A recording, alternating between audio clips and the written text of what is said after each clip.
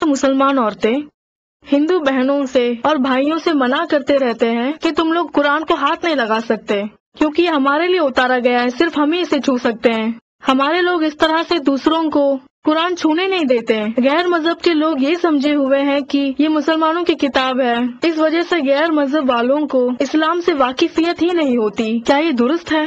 मोहतरमा ने गैर मजहब वालों के लिए कुरान को छूने के मुताल्लिक पूछा है। हमारे ही कुछ लोग यूं करते हैं। जहां तक सवाल का ताल्लुक है, इस बारे में तफसील से और साफ तौर पर जानकारी बहुत जरूरी है। ये सवाल इसलिए उठाया जाता है कि कुरान में एक आयत आई है। वो आयत इस तरह से है, ला यमसहू इल्लल मुतहर्रून, जो पाक साफ है उनके अलावा इसको और कोई छू भी नहीं सकता। कुरान पाक में ये आयत आई है। ये जो आयत आई है कुरान शरीफ के 56वें हिस्से के नंबर 80 वाली आयत ये आई है। ये आयत जो है हर एक कुरान की जिल्द पर ही प्रिंट की हुई होती है, ला यमसहू इल्लल मुतहर्रून, इनके अलावा जो पाक है इसको कोई और छू भी नहीं सकता। मतलब इतना ही है। इस आयत के अलावा भी और भी बहुत सारे सबूत दिए जाते हैं, लेकिन इस आयत को ही अव्वलीन सबूत बनाते हुए उनका कहना यह है कि जो पाक लोग हैं वही इसे छू सकते हैं, यह कुरान कहता है। जो पाक कहलाते हैं उनकी फहरिस्त में इस्लाम को जो मानते नहीं, उनके दिल साफ नहीं हुआ करते, वो कुरान को छू नहीं सकते। मुसलमान में खुद जिन पर मुबाशरत के बाद गुस्ल फर्ज हो जाए वो भी नापाक ही हुआ करते हैं, नहीं छूना चाहिए। और फिर औरतें भी माहवारी के दौरान नापाक ही होती हैं, वो भी अपनी नापाकी की वजह से छू नहीं सकते। वजू करने के बाद अगर वजू टूट जाता है वो भी नापाकी की हालत ही है, लिहाजा वो भी छू नहीं सकते। कुरान को नहीं छूने की फुर्सत में जो मुसलमान नहीं है सिर्फ उन्हें ही नहीं शामिल किया गया। ये जो पाक नहीं है जिन्हें छूने से रोका गया है उसी को बुनियाद बनाते हुए बस इस तरह का कानून बहुत से उलमा ने अवाम में ये बात फैला दी है। बहुत सारे हमारे लोग भी इसे मानते चले आ रहे हैं। कुरान शरीफ को वजू के बगैर हाथ भी नहीं लगाते। इसकी वजह से इन औकात में जब वजू में नहीं होते दूसरी किताबें पढ़कर वक्त गुजार लेते हैं। कुरान पढ़कर उसके मानी को समझने से खासी रह जाते हैं। अब देखिए, अगर इस आयत में अल्लाह ने यही बात कही है तो हमें इस पर अमल पैरा होना ही होगा। यानी पाक साफ लोगों के अलावा किसी और को छूने से अगर अल्लाह ने मना कर दिया, हमें भी चाहिए कि जो पाक है उनके अलावा किसी और को छूने से उन सारों को जो फहरिस्त में है मना कर सकते हैं। लेकिन कुरान की आयत का क्या यही मफहूम है? क्या यही कहा गया है? इस बात को समझे बगैर कुछ लोग यूं किया करते हैं। अव्वलीन बात जो हमारे लिए समझने की है वो यही है, कुरान जो होता है, कुरान का मतलब है, अब जिसे हम कुरान कहते हैं जो किताबी सूरत में हमारे पास है, यही हमारे तस्वर में मौजूद है। लेकिन कुरान हम जिसे कहते हैं हकीकत में क्या है? अल्लाह की जानिब से जो कुरान नबी करीम सल्लल्लाहु अलैहि वसल्लम पर उतारा था, वो कुरान जो है क्या तहरीरी सूरत में उतरा था? छूने का मामला जो है किसी शय को हम छू सकते हैं, तहरीरी सूरत में हो तभी हम छू भी सकते हैं। बातचीत की सूरत में हो तो क्या हम छू सकते हैं? छू नहीं सकते। मसलन मैं बोलता हूँ, अरे मेरे प्यारे भाइयों अब बताइए क्या छू सकता है कोई मेरी बात को? इसे छू ही नहीं सकते। अगर मैं लिखूं क्या मेरे प्यारे भाइयों तो उस कागज को छू सकते हैं। हमारे लिए उसी शय को छूना मुमकिन होगा छूने के काबिल हो, जैसे पेपर में हो, चमड़े पर हो, कपड़े पर हो, किसी भी ऐसे मटेरियल पर कुछ लिख दिया हो, अगर उसे ला के रख दें उसी ठोस शय को छूना मुमकिन होता है। पहले ये जान लेना है कि कुरान जो है नबी करीम सल्लल्लाहु अलैहि वसल्लम के पास तहरीरी सूरत में आया था या आवाज की सूरत में आया था, लिखावट की शक्ल में उतरा था या सूती शक्ल में पहुंचा था, यही हमें जानना है। नबी करीम पर जब कुरान उतारा गया, जिब्राइल अलैहिस्सलाम ने लाकर, लीजिए मोहम्मद इसे रख लीजिए, इस तरह से रोजाना एक पर्चा नहीं दिया करते थे। पर्चा दिया भी होता तो नबी करीम सल्लल्लाहु अलैहि वसल्लम क्या करते? पढ़ना वो जानते नहीं थे। अल्लाह ताला गवाही देता है कि आपको लिखना पढ़ना नहीं आता था।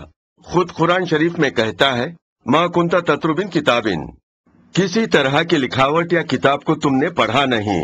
वला तहुद्दु बिही यमीनिका, तुम अपने दाएं हाथ से आगे चलकर भी नहीं लिखोगे। कल तक क्योंकि तुम्हें पढ़ना नहीं आता था, आगे चलकर लिखना भी तुम नहीं जानोगे। ये फरमाते हुए नबी करीम सल्लल्लाहु अलैहि वसल्लम के मुताल्लिक وہ لکھنا ہی نہیں جانتے، جو لکھا ہوا ہے پڑھنا بھی نہیں جانتے۔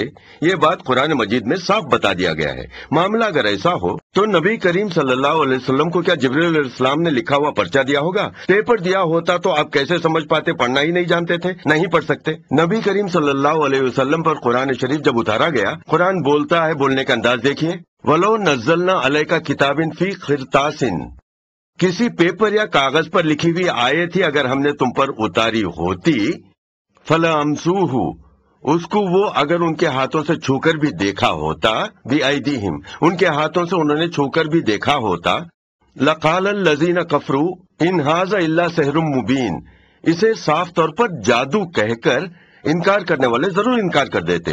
آپ اب پڑھ کر ہی سنا رہے ہیں، اسی کو جادو، کمال، منتر کے نام سے یہ تمام لوگ جو ہیں آج باتیں بنا رہے ہیں۔ اگر پڑھ کر سنانے کے بجائے پیپر پر لکھا ہوا ان کے آگے رکھا جاتا تب بھی وہ کہاں راضی ہوتے۔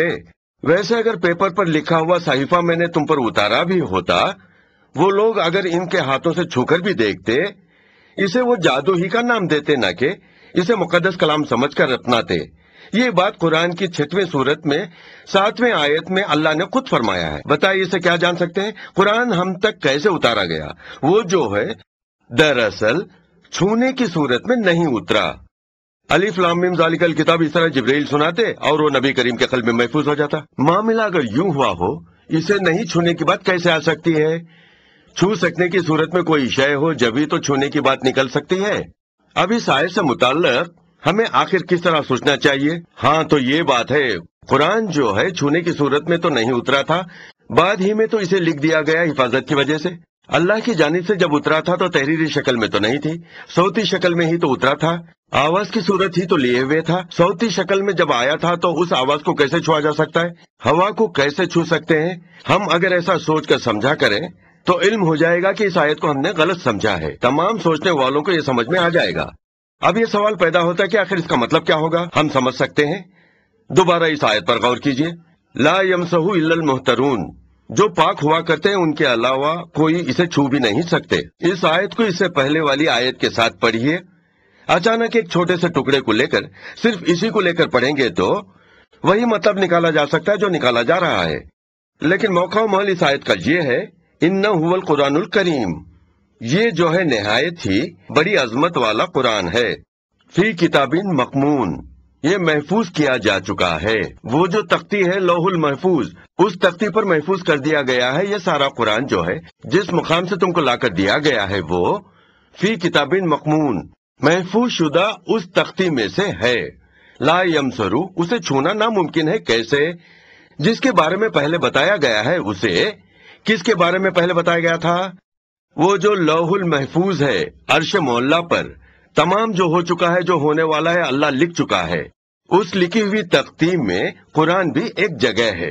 چونکہ قرآن کو اتارا جانا ہے، اسے بھی اللہ نے کیا کر دیا ہوگا؟ رکھا ہوگا۔ وہیں سے قرآن کو لے کر آتے ہیں جبریل۔ بس لوح المحفوظ نامی ایک تختی ہے، اس تختی میں ہی یہ قرآن رکھا ہوا ہے۔ قرآن کے علاوہ بھی اب جو یہاں بیٹھے ہوئے میں بول رہا ہوں، تم جو یہاں بیٹھے ہوئے سن رہے ہو، یہ تمام اس میں لکھا ہے۔ اسی تختی میں یہ قرآن بھی رہا ہے۔ جہاں پر دنیا و کائنات کی ساری باتیں اللہ نے ریکارڈ بنا کر رکھ دیا ہے، اسی تختی پر کروڑوں کروڑوں کروڑوں صفحات والی اس تختی پر ایک چھوٹے سے حصے میں یہ بھی ہے جسے قرآن کہتے ہیں۔ اتنی سی جگہ کافی ہے کہ نہیں؟ اتنے سارے معاملات جہاں لکھ کر محفوظ کر رکھے ہوں، قرآن کو محفوظ کرنے کے لیے کتنی جگہ درکار ہوگی؟ اسی سے اٹھا کر لے آیا کرتے ہیں، جبرائیل علیہ السلام لا کر دیتے ہیں۔ یہی بات یہاں بیان ہوئی ہے۔ وہ پاک نفوس جو ہے ملائک ہی ہیں، آسمانی فرشتے، اس تختی کے لکھے ہوئے تک ملائک ہی پہنچ سکتے اور دیکھ سکتے ہیں۔ وہی تو پیدائشی پاک نفوس ہیں۔ یہ پاکی جو ہے وضو کرنے یا غسل کرنے سے پیدا ہونے والی بات نہیں ہے، یہ اس قسم کی پاکی ہے جو بس بنیادی طور پر انہیں ملی ہے، پیدائشی پاک و صاف ہیں۔ بنیادی پاکی سے کیا مراد ہوئی؟ ہم جو حوائج ضروریات کے حاجت ہیں، ملائک کو حوائج ضروریات کی حاجت نہیں۔ ہماری ناک بہنے لگے گی، انہیں کوئی سردی نہ ہوگی، ہم کو زخم لگے تو خون بہے گا، ان کو خون نہیں ہوتا، ان کو تھوکنے کی بھی ضرورت نہیں۔ یہ سب چیزیں جو ہیں کسی طرح سے نجس ہی تو ہیں۔ ان ساری باتوں سے ملائک پاک ہیں۔ ہمارے پاس یعنی آدمی کے پاس جو نجس باتیں ہوا کرتی ہیں یا دوسرے جانداروں میں ہوتی ہیں، ملائک یعنی فرشتوں کو انسان جیسی ایسی کمزوریاں اللہ نے نہیں عطا کی ہیں۔ ان تمام باتوں سے پاک اور بری رہنے والے فرشتے ہی اس تختی تک پہنچ پاتے ہیں، ان کے علاوہ کوئی اور اسے چھو بھی نہیں پائے گا۔ برابر اس طرح کی ہائی سیکیورٹی والے مقام سے جو ہے قرآن لا کر یہاں پہنچایا جاتا ہے۔ اب معلوم ہوا کہ ان کے بارے میں کہا گیا ہے، اور چھونے کی بات وہی ہے، لوح المحفوظ میں لکھ کر رکھ دیا گیا ہے، وہاں پر جا کر چھو سکتے ہیں، کیونکہ وہاں پر لکھا ہوا موجود ہے۔ رسول اللہ تک جو اتارا گیا ہے وہ لکھا ہوا نہیں تھا، اس لیے اسے چھو نہیں سکتے۔ معلوم ہوا کہ قرآن کس بارے میں کہتا ہے؟ ہمارے ہاتھوں میں جو قرآنی تحریر ہے اس بارے میں نہیں، اسے تو تحریری صورت میں بعد میں ہم نے ڈھال لیا تھا۔ کس لیے ہمیں دعویٰ کرتے ہیں؟ یہ ہماری طرف سے ہوا۔ رسول اللہ صلی اللہ علیہ وسلم پر وحی آنے کے بعد آپ نے خود ایک تحریری صورت میں اسے تبدیل کیا، اس کے بعد تحریر کے الگ الگ طریقوں صورتوں سے بدلتے ہوئے ہم نے تلفظ کو یکساں رکھتے ہوئے تحریر کو کئی طرح سے بدلا بھی ہے۔ اب ہم اگر اس آیت پر غور کریں گے تو معلوم ہوگا پاک نفوس کے سوا کوئی اور چھو بھی نہیں سکتا کا معنی تو یہ وضو کے بغیر یا غسل کے بغیر یا جو مسلم نہیں ہے وہ تمام چھو نہیں سکتے، ولا ہرگز نہیں، کوئی نسبت بھی نہیں، یہ ہمیں جو ہے جان لینا چاہیے۔ ایک اور بات بھی ہے، اسی خیال کو جو ہے ایک اور آیت میں بھی بیان کیا گیا ہے، یعنی قرآن میں جو ہے ایک آیت کی تشریح دوسری آیت میں بھی ہمیں ملتی ہے، یعنی کسی آیت میں ہمیں بات صاف نہ ہوئی ہو تو دوسری جگہ پر قرآن میں ہم اگر تلاش کریں اس آیت کی تشریح کے طور پر دوسری آیت ملے گی۔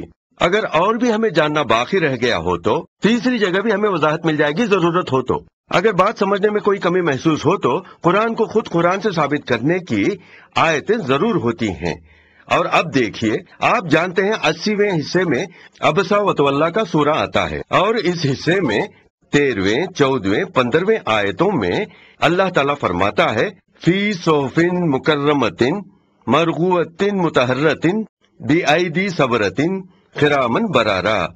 یہ قرآن جہاں سے اتارا گیا ہے فی صحف مکرمۃ، عظمت والی تختی سے یہ اتارا گیا ہے، مرغوۃ، وہ بہت بہت اونچے مقام پر رکھی ہوئی ہے، محرمۃ، وہ باعزت مقام پر رکھی ہوئی ہے، بأیدی سبرۃ، وہ پاک ہاتھوں سے یعنی بہت ہی پاک ہاتھوں سے لکھی ہوئی ہے، کرامن برارا، کئی لحاظ سے بلند وہ بالا پاک ہاتھوں سے اس کی پوری حفاظت کی جا رہی ہے۔ اس بات کو پوری طرح واضح کرتے ہوئے اس بات کو دوسری ایک جگہ پر اللہ تعالیٰ وضاحت سے بیان کرتا ہے، یہ قرآن جو ہے اللہ نے سوچ سوچ کر نہیں لکھا ہے۔ رسول اللہ کے دور میں آج کیا بات بتائی جائے، کل کیا کہا جائے، یوں سوچ کر نہیں بیان ہوا ہے۔ اس نے تو ہمیں جب پیدا کیا سب کچھ قرآن تک کو پیدا کر رکھا تھا، سب کچھ وہ جو پیدا کرنا چاہتا تھا، بولنا چاہتا تھا، وہ سب کچھ ریکارڈ بنا کر رکھ چھوڑا تھا۔ وہ قرآن پاک ایک تختی میں محفوظ تھا، اس تختی کو ملائک ہی پاک نفوس ہی چھو بھی سکتے ہیں،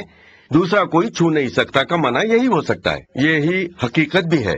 دوسرا یہ ہے کہ ایک اور آیت بھی اس سے متعلق بیان کرنے والی موجود ہے، شیاطین ہی رسول اللہ صلی اللہ علیہ وسلم سے آ کر یہ قرآن بیان کیا کرتے ہیں، ایسا خیال کافروں میں موجود تھا۔ یہ بات کیوں آئی تھی؟ نبی کریم صلی اللہ علیہ وسلم کی حد تک آپ کبھی جھوٹ بول سکتے ہیں، یہ بات ناممکن سمجھی جاتی تھی۔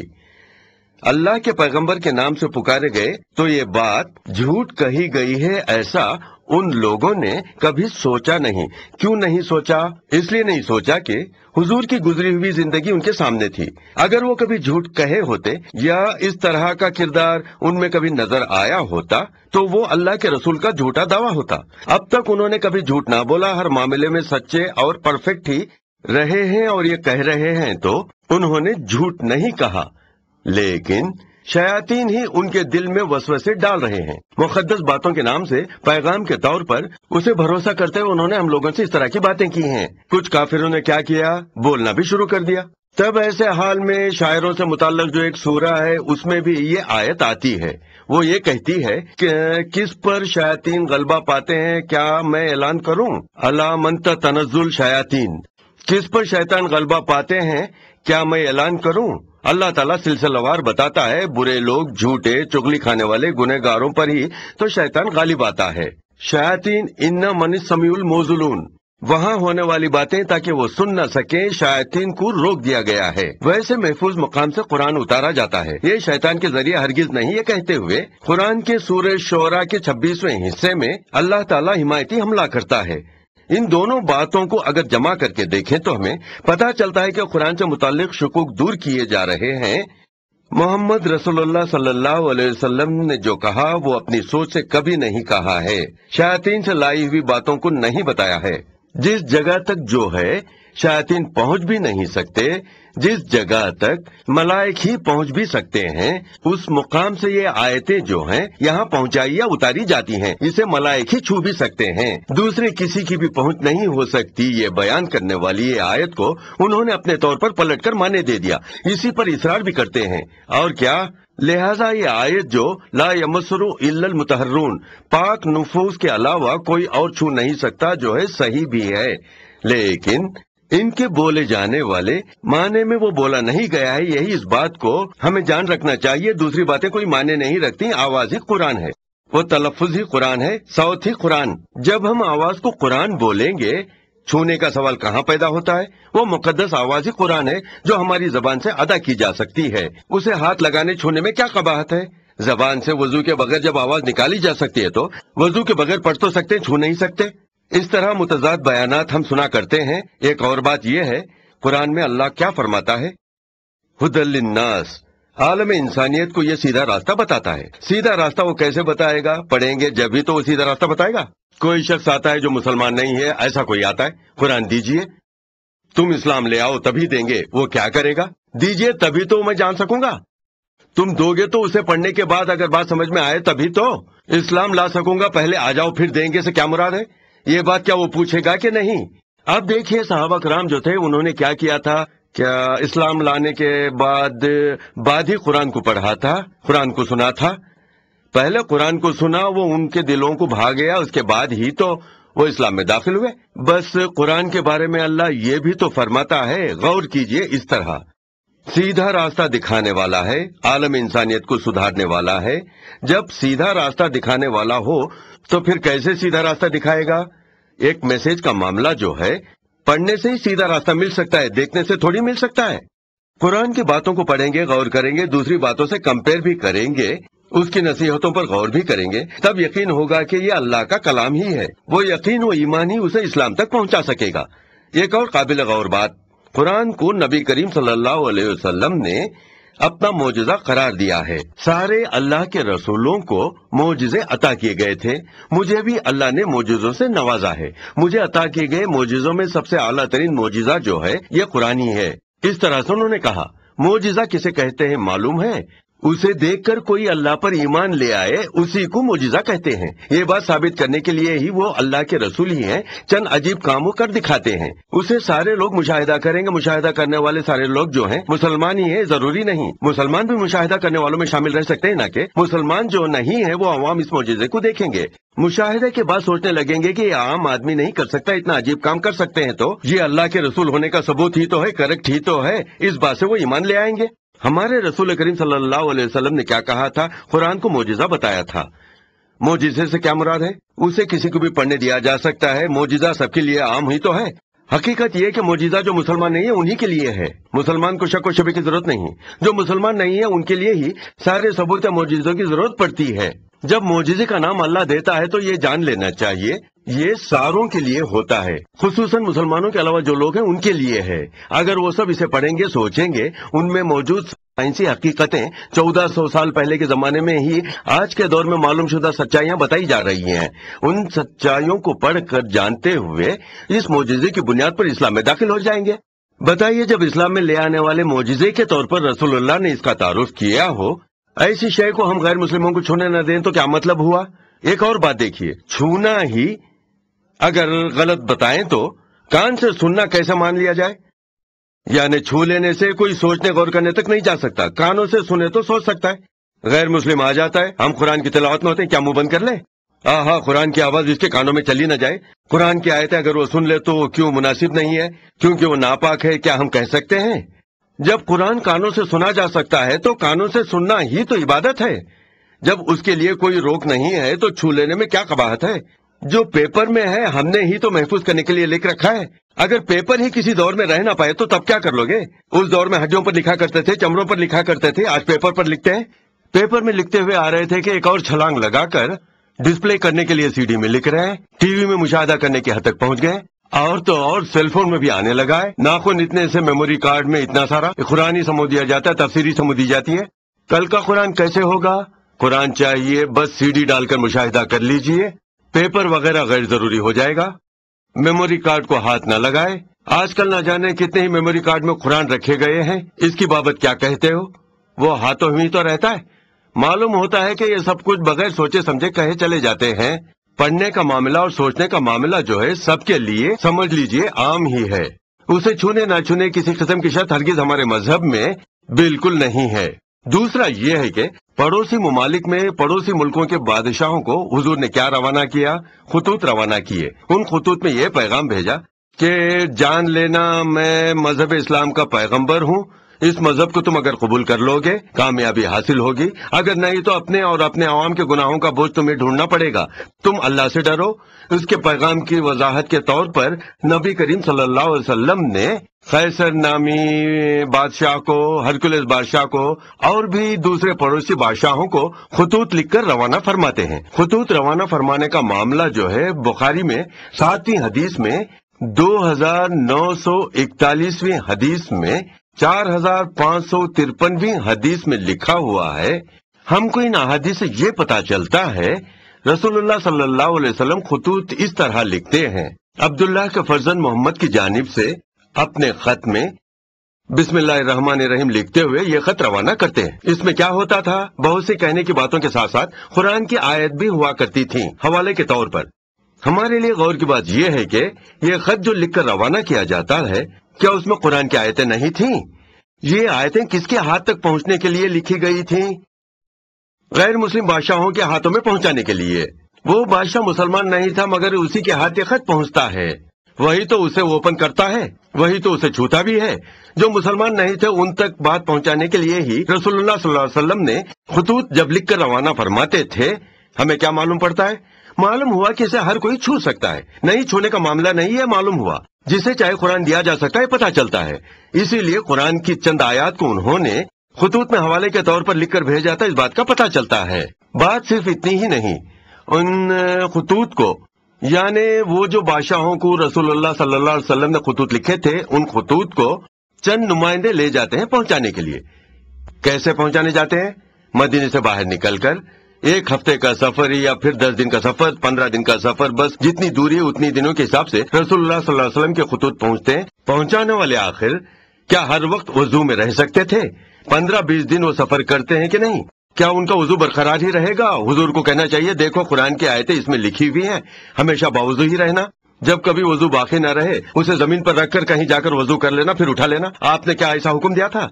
ये बात अच्छी तरह हमें जान लेनी चाहिए। दूसरी बात यह है कि यही कुछ अव्वलीन बाबुनियादी सबूत हैं। वजू के बगैर या पाकी के बगैर कुरान को छूने से मना जो करते हैं, उनके लिए बुनियादी सबूत जो है ये कुरानी आयत ही है। इस आयत को कुछ से कुछ समझते हुए, उसके मुतजाद माने व मतालिब को निकालते हुए, कुरानी आयत का इनकार करने के अंदाज में, इस्लाम के कॉन्सेप्ट ही से इनकार करने के अंदाज में, इस्लाम की तरक्की को रोकने के अंदाज में, गैर मुस्लिम जितने भी हैं वो आवाम कुरान को पढ़कर समझकर इस्लाम में दाखिल होने पर रोक लगाने के अंदाज में हमारे लोगों ने ऐसे कानून को जो नाकारा है लागू करते हुए खुद को वो ये समझते हैं कि वही आला और अफजल है। अच्छी तरह जान लीजिए कुरान का जहाँ तक मामला है, हैज और नफास वाली औरतें पढ़ सकती हैं और वो तस्बीह पढ़ सकती हैं। सिर्फ नमाज से दूर रहने की रसूलुल्लाह ने हिदायत की है और सिर्फ रोजों से उन्हें रोका गया है। और किसी पाबंदी के मुतालिक जैसा कि चंद हदीसों का हवाला दिया जाता है, वो तमाम गलत अहादीस ही हैं और उनकी बुनियाद ठोस सबूत पर नहीं है। अच्छी तरह आप जान लीजिए गैर मुस्लिम भाइयों के लिए भी यही है। कुरान पढ़ सकते हैं, कुरान को पास रख सकते हैं, कुरान की तिलावत कर सकते हैं, कुरान देख सकते हैं, कुरान छू सकते हैं,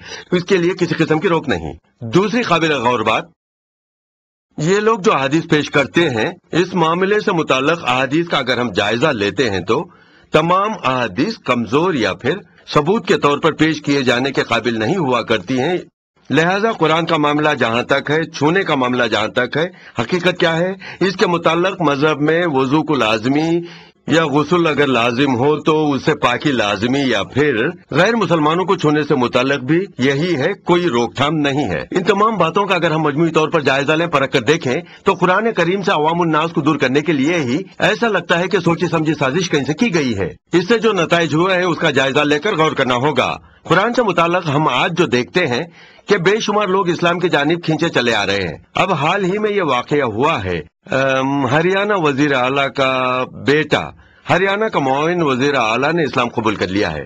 یہ بات سارے اخباروں میں شائع ہوئی ہے، ہر زبان، تمل، اردو، انگریزی پیپروں سرخیوں کے طور پر یہ نیوز چھاپی گئی۔ وہ آخر کیوں اسلام لے آئے؟ اپنی بیوی کے ساتھ مسلمان ہوئے ہیں۔ وزیر اعلیٰ کے برابر معاون وزیر اعلیٰ کے عہدے والا ایک فرد جو وزیر اعلیٰ کا فرزند بھی ہے، اسلام لا کر انٹرویو دیتا ہے کہ وہ کیوں اسلام لے آیا ہے۔ وجہ یہ بتاتا ہے، مجھے جو ہے قرآن میرے دوستوں سے حاصل ہوا، اسے میں نے پڑھا، اس وجہ سے اسلام لے آیا۔ اب اگر اسے قرآن دینے سے منع کر دیتے وہ اسلام میں کیسے آ سکتا؟ قرآن غیروں کو دینے سے منع کرنے والے کیا کر بیٹھتے ہیں؟ ایک فرد کو اسلام میں آنے سے روک دیا کرتے ہیں۔ اور پھر مائیکل جیکسن اسلام لے آیا تھا تو پوچھا گیا تھا کہ آپ تو موسیقی کے راجا ہیں، ساری دنیا تمہاری مٹھی میں ہے، ایسا پوچھا گیا۔ آخر تم اسلام کیوں لے آئے؟ اس کی وجہ کیا ہے بولو؟ میرا بھائی اسلام لے آیا تھا، اس کے ذریعے کچھ کتابیں میں نے پڑھی، قرآن لا کر دیا گیا، اسے میں نے غور سے پڑھا، اس نے مجھے متاثر کیا۔ یہ جواب اس کی زبان سے نکلا، ہم نے سنا۔ جتنے بھی آج کل بڑے بڑے پڑھے لکھے لوگ اسلام میں داخل ہو رہے ہیں، ان ساروں کے دیے گئے بیانات یہی واضح کرتے ہیں کہ ان کے اسلام لانے کی وجہ قرآن کو سمجھنا ہی تھا۔ پتا چلا کہ یہ جو بھی دیکھتا ہے، اثر لیتا ہے، جو بھی سنتا ہے، متاثر ہوتا ہے، اور اس حد تک کہ رسول اللہ صلی اللہ علیہ وسلم کے دور میں یوں ہوا ہے کہ کافروں نے سننے سے لوگوں کو منع کر رکھا تھا۔ لا تسمری حاضل قرآن، قرآن کو تم لوگ کہیں سن نہ لینا۔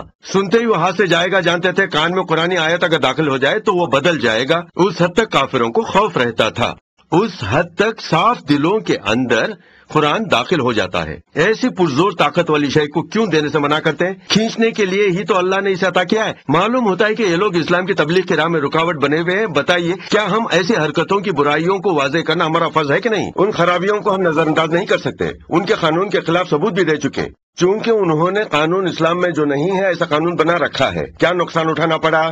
ایسے قرآن سے لوگوں کو دور کرنے کا جو اسلام کی طرف آنا چاہتے ہیں، یہ غلط طریقہ بنا رکھا ہے۔ اور پھر آپ اگر ریل یا بس سے کہیں سفر کیا کرتے ہیں یا گھومتے پھرتے ہیں، ہم یہ بھی دیکھتے ہیں کہ اگر کوئی عیسائی مذہب والا ہوتا ہے تو وہ بائبل پڑھ رہا ہوتا ہے، وہ بائبل پڑھتے ہوئے سفر کرتے ہیں، بازو کے مسافر کو بھی دیتے ہیں۔ مسلمان جو ہیں وہ قرآن نہیں پڑھا کرتے ہیں، کیونکہ اسے چھونا منع ہے۔ سفر میں پاکی صفائی کا احتیاط جو کرنا پڑتا ہے، جو ناممکن ہوتا ہے، اب وہ کیا کریں گے؟ ایسے موقعوں پر وہ اچھی چیزیں پڑھنا چاہتے ہوئے بھی چونکہ قرآن چھونے سے منع کر دیتے ہیں، تب کوئی دوسری کتابیں یا اخبار لے کر وقت گزارے کا مشغلہ کی طرح جھوٹے گڑے ہوئے کہانیاں، مضامین یا پھر فحش کتابیں وغیرہ لے کر یا خرید کر پڑھتے ہوئے سفر کرتے ہیں۔ اگر انہیں واقعی قرآن پڑھنے کی خواہش بھی ہو، قرآن پڑھنا پسند کرتے بھی ہوں، تمہارے اس رکاوٹی قانون کی وجہ سے یہ ہمارے لوگ اسے پڑھتے ہی نہیں۔ اور پھر دیکھیے، یہ ماہواری دنوں میں عورتیں جو ہیں ان کو نماز بھی فرض نہیں، روزہ بھی فرض نہیں۔ ایسے وقتوں میں وہ چاہتی ہیں کہ کوئی روحانی فیصل حاصل کرے، ارے قرآن چھونا نہیں یہ بول کر روک دیتے ہیں، تو وہ کیا کریں گے؟ اس ہفتے کی ساری میگزین منگوا کر اسے بیٹھ کر پڑھتی رہیں گی۔ ان میں معلوم ہے زیادہ تر خراب باتیں ہی ہوتی ہیں، اچھی چیزیں زیادہ نہیں ہوتی۔ ایسی خرابیوں زیادہ اور اچھائیوں کم والی کتابیں یہ جو پڑھا کرتی ہیں وہ جان بوجھ کر ایسا نہیں پڑھتی ہیں۔ تم نے جب قرآنی آیتوں کو پڑھنے سے روک دیا ہے تو وہ کیا کرتی؟ ہم کو تو قرآن چھونے سے روک دیا گیا ہے، اب کوئی بھی کتاب پڑھنا شروع کر دیتے ہیں۔ بس قرآن سے عوام کو دور مت کیجیے۔ قرآن جو ہے غور کرنے کے لیے اللہ نے عطا کیا ہے، کھوج و تحقیق کے لیے عطا ہوا ہے، جاننے کے لیے عطا کیا ہے۔ اسے اگر آپ قید کر دیں گے، قرآن کو پوجنے کی شے کی طرح ریشمی رحال میں لپیٹ کر طاق پر اگر رکھ دیں گے، قرآن کی قدر و عظمت کیا ہو گئی؟ کیا اسی لیے اللہ نے عطا کیا تھا؟ قرآن کو ریشمی کپڑے میں لپیٹ کر رکھنے کے لیے کیا اللہ نے عطا کیا تھا؟ وہ نہ چھولے، یہ نہ چھولے، یہ ساری باتیں دوسرے مذہبوں کے رواج کی ہیں۔ وہی ویدوں کو چھونے سے قسم قسم کی پابندی لگاتے ہیں۔ تم کیوں ویدوں کے اچوت فلسفے کو اپناتے چلے ہو؟ اس طرح سے اس قسم کے مسلمانوں کا اچوت طریقہ بڑا ظالمانہ ہے، یہ نہیں کرنا چاہیے۔ قرآن جو ہے سارے لوگوں کے لیے پہنچا ہے، کسی بھی حالت میں ہر ایک وقت میں قرآن ساتھ ہی رہے۔ پاکٹ میں بھی قرآن ہو سکے تو رکھ لیجئے، سیل فون میں رکھنا ممکن ہو تو رکھ لیجئے، ہر سفر کے موقع پر تھیلی میں یہ قرآن ساتھ لے جائیے۔ ہر حال میں قرآن سے تعلق کو ہم بڑھاتے رہیں، اور یہی اس سوال کا جواب ہے۔ سوال چھوٹا سا ہے لیکن اس سلسلے میں وضاحت کے ساتھ، چونکہ قرآن کا معاملہ ہے اس لیے اس ساری تفصیل میں مجھے جانا پڑا۔